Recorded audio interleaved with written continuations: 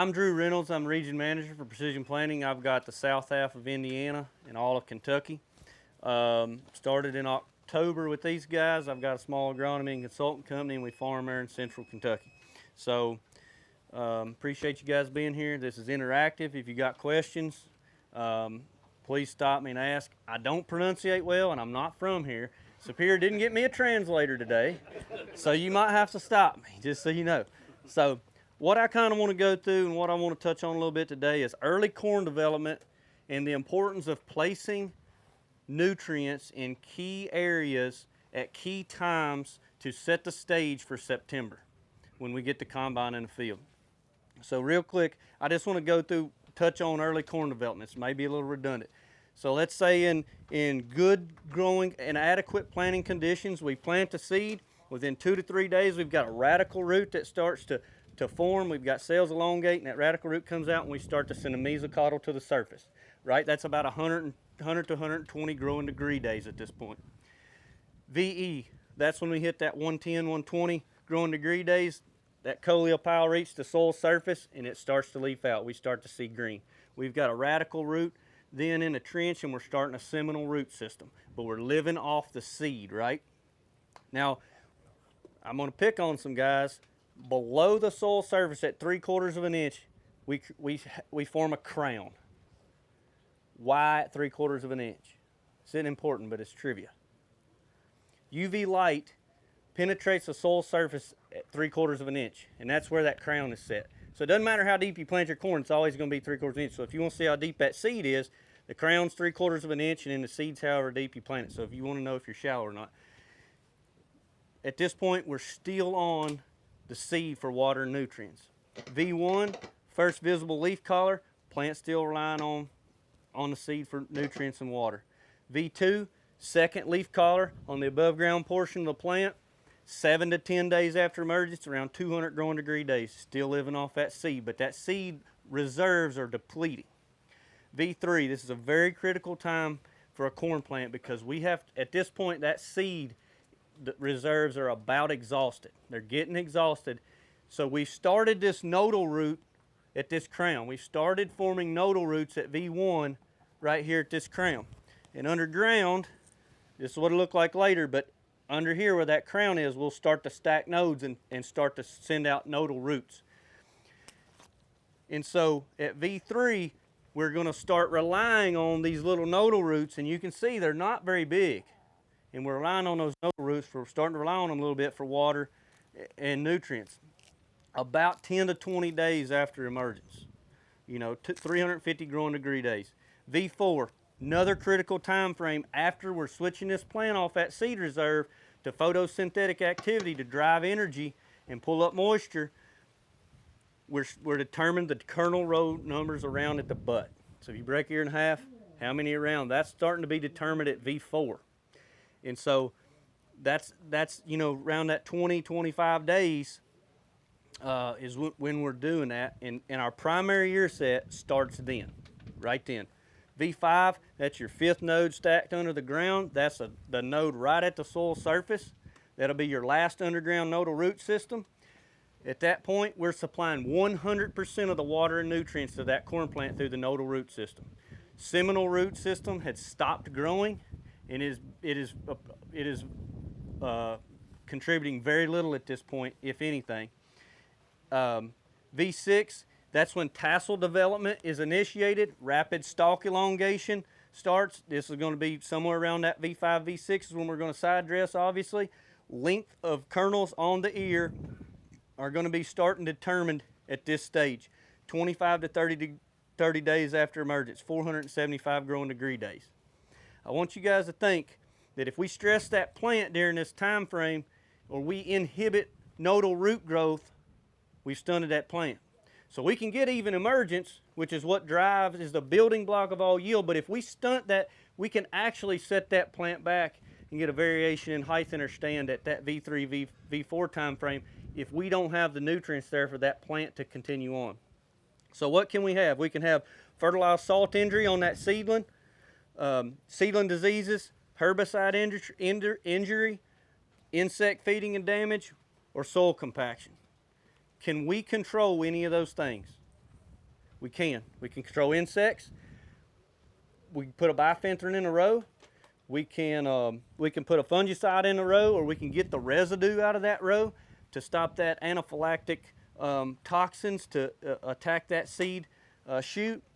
And we can get a seed-safe fertilizer, a phosphate solution that won't burn the seed. So, is it important at this corn plant's life and from here down, and we see right here, this is three sets of nodal roots right here. This is through V3. That's the root system that plant's relying on, and it's actually a little bit smaller because this is big corn. These have continued to grow, but that's what you've got to supply water and nutrients to that corn plant in that transitional phase when you're getting ready to set your kernel rows around and you're getting ready to set your start tassel initiation, and you're also going to start kernel rows long. So if we take and we blow out a spread of dry fertilizer, we know in 1 year we get about 30% of that available to the plant in a dry spread. So average planting date, when you guys start planting corn? This is interactive. Middle of April. 20th, 15th, 20th. I pulled some Mesonet data from Du Bois County, Indiana in 2020 and 2021. When do you think soil temperatures got above 60 degrees? What day? May 14th, both years. Close. What happens at 60 degree soil temperature? We start mineralization. So April 15th, we put this crop in the ground. 3 to 5 days after we've emerged that plant or get that plant moving forward, we've got 24 days that we have no mineralization. We are relying on these areas right here for 30 days to set that ear. What do you think that dry spread did for you? We can't mineralize that aggregate phosphate out. We've got to have enough water-soluble organophosphates in the soil solution to supply that plant in a very small area at V3 and V4. And so everybody's sitting here thinking, this guy's going to tell me to put starter on. He's going to cost me $25 an acre, right? That's what he's thinking. Here we go. Like I said, I got a small agronomy and soil sample. I talked to Jason. I talked to how you guys spread phosphates. We spread DAP as well. I made a variable rate map. What I did is I reallocated my dollars. I knew this grower needed about an $18 just on phos. This is no zinc. We've got to add zinc in my area. I assume it's the same way here. We've pulled these dollars out of some of this dry program. We've not spent any more money. This is at 550 DAP. We've took 30% of that, 35% of that spread out of that. We went from a $10,000 spread to a $7,800 spread. We reallocated our dollars and put them where our plant can get them in this transitional period by adding a organophosphate to the soil solution. Now, I'm not asking you to spend $25 additionally. What I'm telling you to do is reallocate your dollars to better set yield later down the road. There's another example over here. If we want to get into it later, we can. So, do you think that it would matter if we can band organophosphates around a small seed root? Do you think we're going to have a better kernel set or a worse kernel set? Because if you band all your phosphates on the surface and we don't have mineralization, we've got to bridge that gap, don't we? That's what we got. That's all we're doing. We've got to bridge that gap till we get there. Now, what about side drifts? We said we know about phosphorus. We hear about that all the time, and we get really emotional about nitrogen because your neighbor's always the one that's got the little short yellow row because he's got a row plugged up. Y'all don't ever have it, but I bet your neighbor does, don't you? If you do, your neighbor's the one making fun of you, so you know how that feels, and it's always out by the road. But what's that costing us? Why are we seeing that? Can we apply that nitrogen in the fur? We can't, can we? So what do we have to do to bridge that gap? Is your urea going to be in soil solution and moving down? How much are you going to pick up of that dry right here? Very little. You're not fertilizing a lot of that. So I'm not a liberal arts student, obviously. So would you not agree that that's a fair drawing to scale? So let's think about what we can do. We've got a product, FurrowJet. This product sits in, it's got a seed firmer on it. We place the seed in the bottom of the trench, we firm it to the bottom. we've got this wing and it slices the sidewalls. These wings are at 35-degree angles. Nodal roots typically grow at 35 to 40-degree angles outward. If we have excessive compaction with those gauge wheels, we hit that wet spot, we inhibit that root growth out, and we narrow that window down in what they can intercept in a soil solution. So we have inhibited the amount of organophosphates or water-soluble phosphates that plant can get to at these critical times. So what we've done, and right here's a 3-year study at the research farm in Pontiac, Illinois. It's a little bit northwest of here, but the soil temperature is about 4-degree difference on average, is about all it is. We're able to apply products in these wings and in the center. We can cut this sidewall to eliminate compaction, to allow that natural progression of those nodal roots out at the appropriate angle to intercept more phosphate and nitrogen in the soil solution. Just without applying a phosphate on a furrow jet, in 3 years we've picked up 2.5 bushel, 2.5 bushel, and 6 bushel. That's just by allowing the nodal roots to grow at the natural progression and spread out and get more area covered around that row. We've got a planting date study here, April 5th on corn starter, in about 4 degrees average colder than what you got, soil temperature colder than you guys are, about 23 bushel by putting a starter program through this on average. April 11th, we're about 18.5 bushel. Still not to your planting date, right? We had a warm spell 2 years in a row. We've spiked temperatures on black dirt, and we've got the soil temperature. We've kind of started a little bit of mineralization. We dropped back to 11 bushel at April 23rd. We're about 64 degree soil temperature there on black dirt. Now, mind you, the soil temperatures I took from your mesonet site in Du Bois County was bare dirt, not no-till, not cover crop.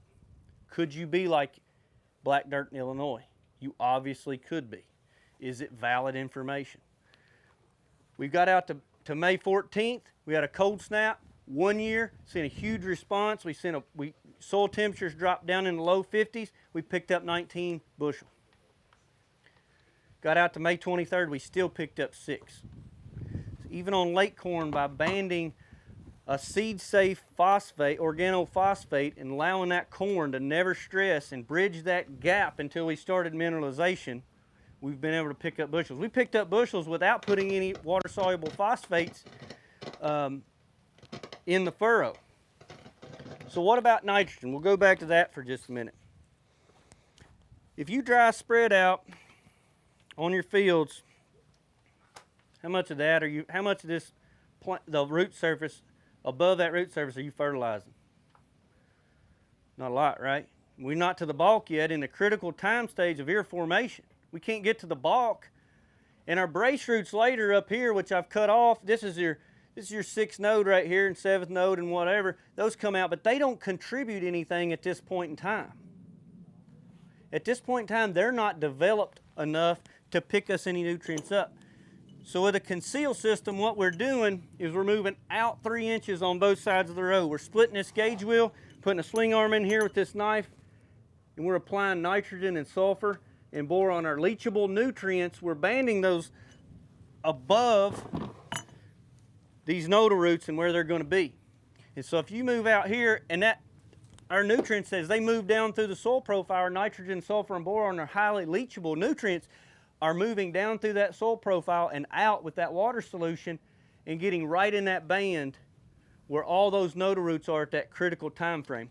We got a 3-year study on our conceal system at our research farm in Pontiac, Illinois, and our control was 50% up front, 50% side dress. So they chose to do a weed and feed application. I don't think it's any different on a dry. You're going to get the same kind of results out of that. We're not adding nitrogen. We actually lost money by an additional 25% of nitrogen in the study 3 years in a row. So increase in nitrogen, we lost dollars. But with conceal, we put it 1 inch to 1.5 inches down, 3 inches over on both sides of the seed. We place that soil solution right here where our critical nodal roots are grabbing it at a critical time to set the stage for September. We've put 25% up front, 25% of our nitrogen through Conceal with a sulfur boron product, and we've turned around and side dressed the other 50% of that nitrogen. In 3 years, we've picked up $49, $49.57. If you want to round up to 50, 49 sounds just as good to me. I'll take it. This is figured on 350 corn. What do you guys think about that? This is not figured on 665 corn. This is figured. We're not spending any more dollars. We lost money by adding 25% nitrogen in that with Conceal. So we tried to take that 25% dry or weed and feed back and put that in Conceal. We lost money doing that. We were able to, with that weed and feed situation or that dry spread up front, when that soil temperature got above 60, we were able to ramp up mineralization, because what do those microbes use as energy? Nitrogen, right? That's what, when we get a carbon imbalance, we've got to add nitrogen to balance that back out to get those microbes moving. And so if we can apply, if we can band this here instead of in the bulk of the row. Now I'm going to say that those brace roots are probably going, and those nodal roots are probably someday going, they're going to get to your side dress, but we got to bridge that gap out to V6. This is 5 nodal roots on this plant right here. What about this critical time frame here when you've only got 3? The root mass on the difference. You dig a corn plant in here, you're going to look at me and you're going to say, man, that guy's a blooming idiot. You're right. But I'm also telling you that those brace roots get that soil solution later on in that plant's life, outside of that critical window. Because by V8, we've about set the ear on that corn. Length and girth is set by V5. And so to better apply those nutrients, not spend more money, but just better utilize placement in critical times, we can set the stage a lot better for September. How many people see that lull? Jason and Todd both brought this up earlier in the last session, and it's something I forget about. How many times do you see a little bit of lull at side dress, that corn just sets there a little bit? You got heat, you got moisture, but you just really want that corn to take off and it sits there. Why is that? We can't grab enough nitrogen because we have got an imbalance in the soil, and our carbon load is using up some of our nitrogen in this particular area. So if we can band that 3 inches over, as it moves down through the soil profile, we can grab it. There's a symbiotic relationship between nitrogen and phosphorus. Phosphorus is the energizer in the plant. It drives photosynthesis and creates starch in the plant. Nitrogen is actually a structural component of chlorophyll, has a symbiotic relationship to speed that photosynthetic process up. So by placing phosphorus, a seed-safe phosphorus, and a zinc in a row, because zinc will inhibit to some degree reproductive functions, and boron will too. So if you have a zinc issue, EDTA in the furrow as well, you dry spread that on top, it fixates to the soil. Same as phosphate. We've got 2 types of phosphate, and what we're looking at a soil test is we're looking at total phosphate. It's phosphate in a solution, it's aggregate phosphates as well. Aggregate phosphate's highly reactive. It attaches very quickly to a soil particle. Soil's naturally negatively charged. There's a pretty strong charge to it. And so that phosphate being highly reactive actually ties up to that soil particle.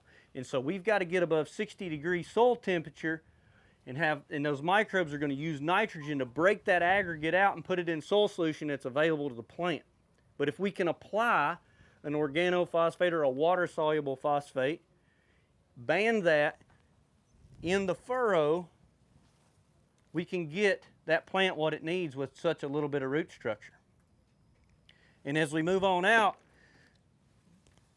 we take that nitrogen and place here, and as it moves down through the soil profile, we bridge that gap between that pre-plant nitrogen and that side dress application. So we don't have that corn sitting there ready to just take off and move forward. So you guys can go to Florida or whatever you want to do. And so I'm not talking about spending extra dollars. I'm talking about using the dollars you're already spending, reallocating them and placing them in a better spot at a more critical time in that corn plant's life to set that ear and set your tassel development up for September. So we're not talking about spending extra dollars. We're just talking about reallocating product and reallocating dollars to better fit the corn plant's life. Anybody got any questions?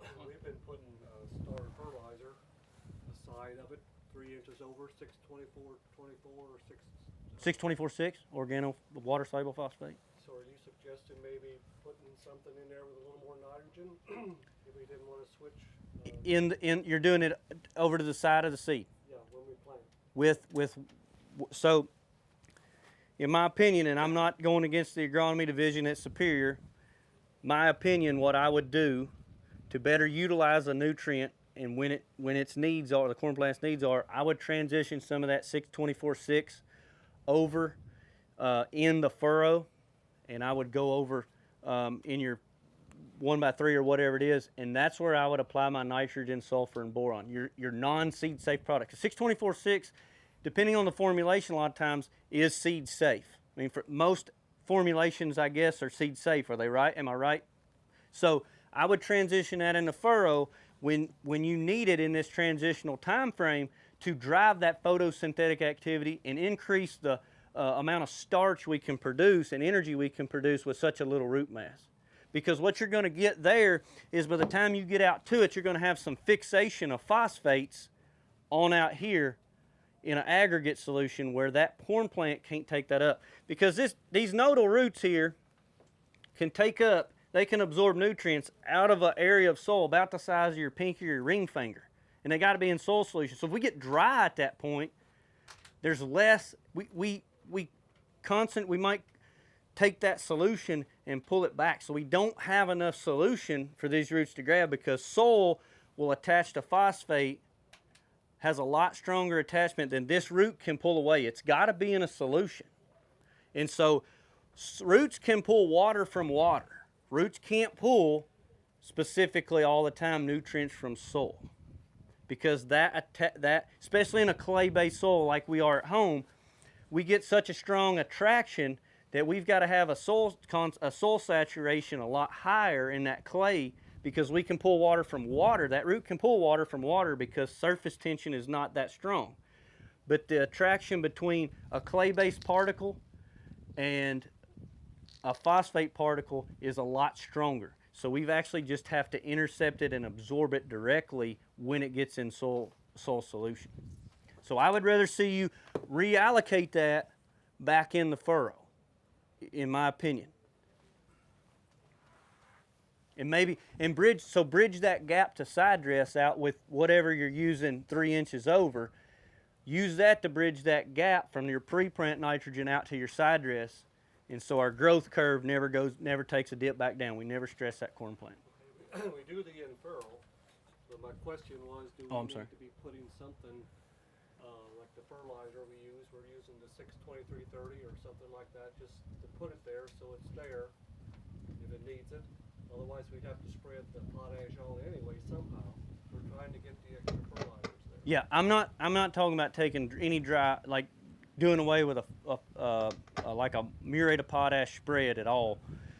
I would rather see you increase your nitrogen load in your 2x2 or 1x3 or whatever, however you're applying that to bridge that gap at side dress. So if you're doing an in furrow, you're doing the right thing. What I would tell you is to add some nitrogen, sulfur, boron, some leachable nutrients to bridge that gap. That's what I would rather see you do. And I'm not trying to step on anybody's toes. If somebody from Superior's recommended something different, that's what I would like to see in my particular area. We used to go with a straight nitrogen there, but we saw an increase when we went to the 923-30. But maybe we can put a little more nitrogen with that fertilizer. So I'm going to speculate a little bit, but as you move over and put that, you're getting 920 or 723-30 or whatever it is. You've got a potassium load over here that gets in soil solution and comes down to these roots too. You've also got phosphates. So you're probably lengthening that gap you're bridging with that 623-30 or 723-30. If you could bridge that gap with some leachable nutrients such as boron and sulfur and a little more nitrogen with that, and maybe, I don't want to say cut back because I don't know, but I would obviously think outside the box a little bit and try something different. Maybe run a 32, like we run a 29,008.5 1 and a half over, 3 inches below the or inch and a half below soil surface, 3 inches over. However you want to call it, everybody's got a different way of calling that. And we've got guys that are running a potassium solution at home, and we're seeing a consistent return on potassium solution in that. Because it's water soluble as well. Any other questions? We might have time for another one. Yes, so sir? On your chart up there, if you were running the starter and the side-by-side, or you're doing the starter This is it's a conceal only. It's down here, but yeah. Oh, if you're saying you could get 50 more bushel by just $50 an acre on 375 corn. Just by putting your 2 units on? By my 2 units. Well, that's concealed only. So conceal only by allocating 25% of our total nitrogen needs out of it. It's 180 pounds total. We're allocating 25% of those units to a 1.5 inches down and 3 inches over on both sides of the plant. We're picking up about a $50 return on investment on that over a traditional 50% up front, 50% side. We lost money by actually going one side conceal, because you can do one side or two. We put 25% more nitrogen in one side and did 50% side dress. So 75% and 50% side dress, and we lost money doing it. It's about placement. That's what I want. It's what I want you to think about. It's not about necessarily more. It's about where you put it and when it's there and when it's available. So don't go buy a cheapo system to just slap it on the side No. Because you can't get that through Case IH. On a new planter, you cannot get none of that. Right. You cannot get the conceal. No, but you can get it through us. I was gonna say you can get it. Wait a minute. I was gonna say. Compared it to Case IH or something, your fertilizer application to a Case IH. Have I compared that? Jason's got some data in the PTI book, so talk to Jason or Adam, and they've got a PTI book. I think he's probably got some different fertilizer attachments in there that he has tested. And so, outside of my product, how you place it is up to you. But the placement and the timing is what I really want to drive home with you. How you place it there is up to you. But obviously, Conceal has shown a consistent return on investment. Think about maintenance with bearings, rolling disc. You bend one, you get it over in the furrow, then you got a disaster, that kind of thing. We can't get in the furrow with ours. That's one thing we can't do. We don't get nitrogen on the planter. It's not out front. It's right beside it. We've still maintained furrow integrity with it. And so that's why the placement of ours, I prefer it. It's shown really, really good in multiple applications all over Indiana and Kentucky. About 20% of my sales is Conceal, and we're seeing a very good return on investment by reallocating some of that nitrogen there. And then on the what you would do in furrow, you drop that off for rock ledge. Is that all just gonna? If you want to talk about rock ledges, I'm from Kentucky. We got all day. I'd say I can compare very well. We got all day. So this is spring loaded. I mean, if you drop it off, you're good. And so we're running it. No, and we're running this above the seed, so we're not disturbing the seed at all. We're just cutting that sidewall, any compaction out of that sidewall, and we're also making it easier to close, because if we destroy any compaction with those gauge wheels we create right here, we're better able to close, because we've got less to overcome with that V-style closing system if you're not running a dual stage system like a Conceal or a furrow force. So. How much per, okay. Go ahead. I was going to ask how much per row is in furrow? About 300, rough numbers, something like that. Plus plumbing. I don't know how your planter's set up, so if you know you got a whole system, but it's different, but about 300 a row. Actually, this is the old style. We've got carbide wingtips on this now, so it's got high wear carbide on it. And we've got guys 4 years out with them that we can just change these tips out. This style here, the old style, we changed this shank, but now we can just change the wingtips on it. It's got really good wear life on it. I'm in a lot of limestone. I've got some of these running over in the pea gravel mines west of Vincennes there, and it surprises me how well this is holding up. This is a pretty robust system, really. The only thing I've seen is guys won't put a pin in here, and that somehow something will lose. We'll lose when this have to go pick it up. But that's really the downfalls that I see with it. And we've got a pin kit that you can't lose it.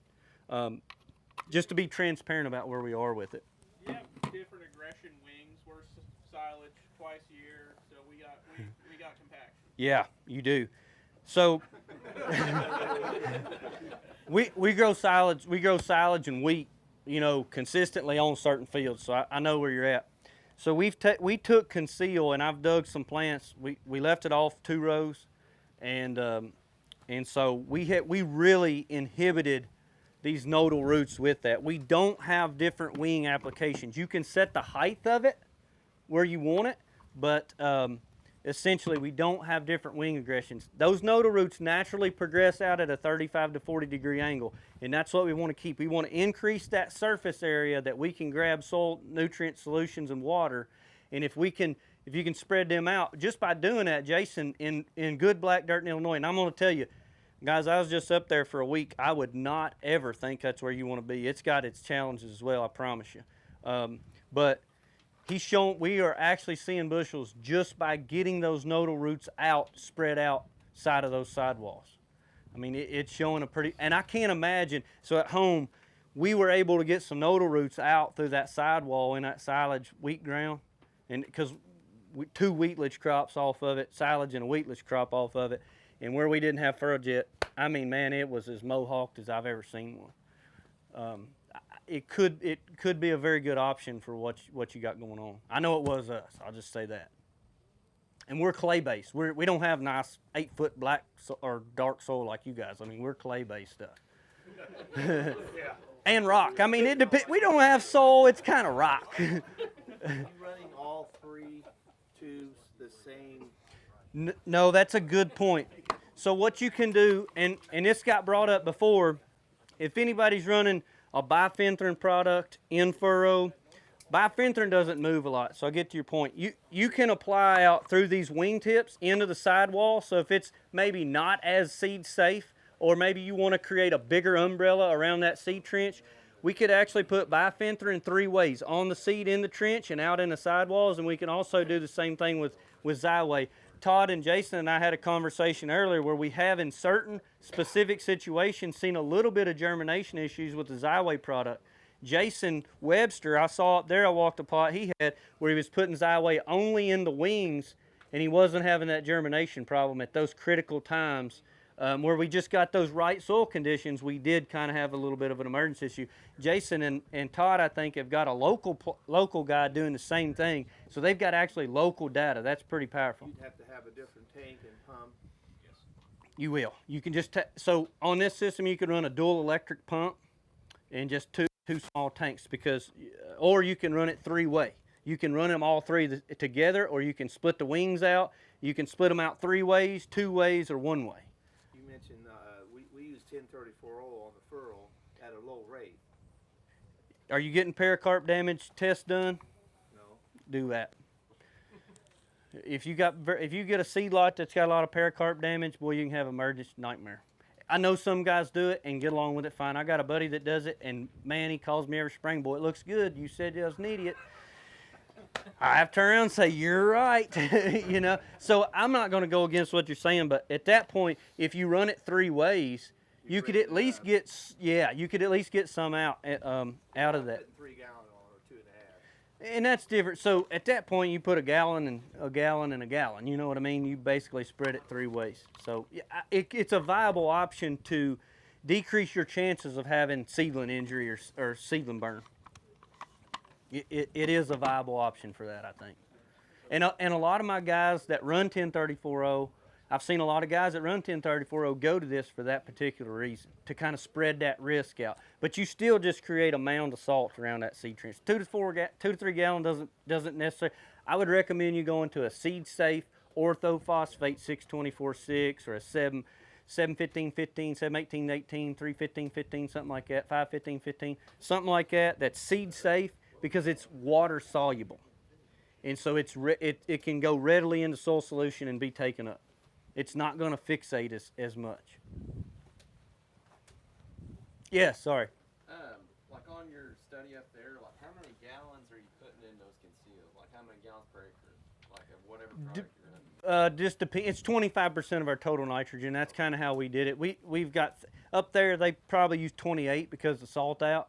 but it would just be equal amount of units through 32 or whatever. You know, you can get I think you can get pre-blended nitrogen sulfur or something, and it's going to vary based on a product. Like what we're running, what I got a lot of guys, my agronomy customers running is like a 28 or 2900 8.5 something something zinc. I don't know exactly off the top of my head. And it's worked really good because that zinc's really helped photosynthetic activity too, and reproductive, you know, develop that reproductive part of the plant early. And boron too, where you've got a high salt, you know, you've got it's not seed safe, to move it over and put it there where it can pull down. As it moves down to the soil profile, you're still going to get the nodal roots into it. So you can apply a lot of those micros and sit on top, them fixating really quick or just leaching out or washing off. We can actually get them in a band. You know, if we can put the nutrients we need right here and not stress a crop, I mean, that's what we're after, right? And not spending a bunch of extra dollars doing it. You know, that's the key to this, is just placement and timing. If you got compaction issues, would you bring those, instead of 3 inches on each side, would you bring them in? You can't bring them in. It runs in this gauge wheel right here. And so, essentially, in your situation, if you cut that sidewall and let those nodal roots get out, you've only got to get out about 3.5 inches, 3 inches. You see what I'm saying? And you're getting into that solution. So if you cut it out halfway to that, there's a good likelihood if you get a rain and you put that in solution that it's going to move close enough that those roots are going to be able to get to it. You're going to move that nitrogen over toward them roots because it's going to get in solution. Well, you said 25% of nitrogen, what, in the 180 total pounds. 180? Yeah. 25% of 180. Yep.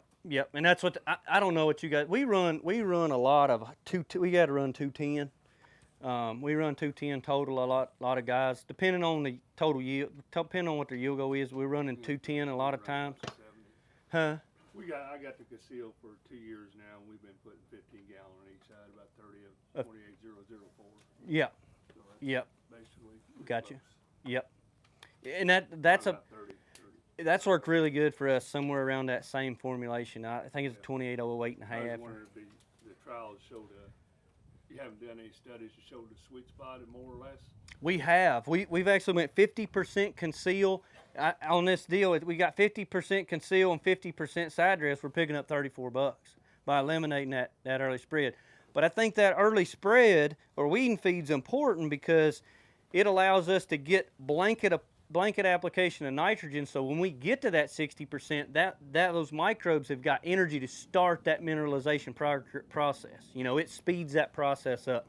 So at that point, it's going to help get all nutrients in solution. We don't push ours in the creek, but we don't inject it.